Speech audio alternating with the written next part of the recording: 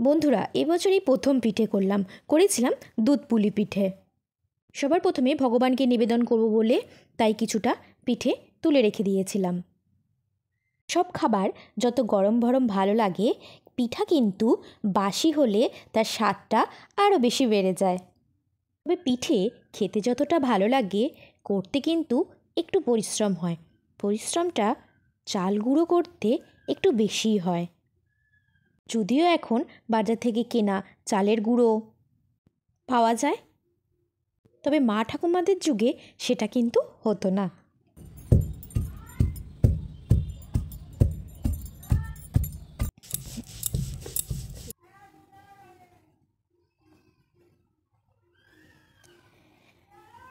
এখন অনেকে মিক্সার গ্রাইন্ডারে চাল গুঁড়ো করে নেয়।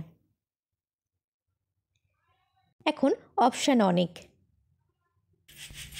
চলো বন্ধুরা, দেখে নিই কী করে আমি আজ করেছিলাম দুধ পুলি পিঠে। প্রথমে কড়াইয়ে জল নিয়ে জলটার মধ্যে নুন দিয়ে একটু ফুটিয়ে নিয়ে তাতে গুঁড়োটি অ্যাড করে নিতে হবে।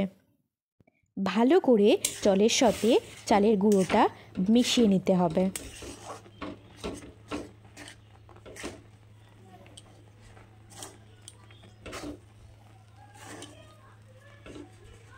গরম গরমই আটাটাকে ভালো করে মেখে নিতে হবে।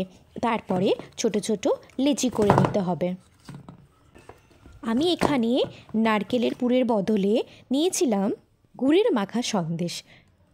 এবার ভেতরে পুর দিয়ে পিঠের আকারে তৈরি করে নিয়েছিলাম। আমি এখানে 18 থেকে 20টা পিঠে করেছিলাম।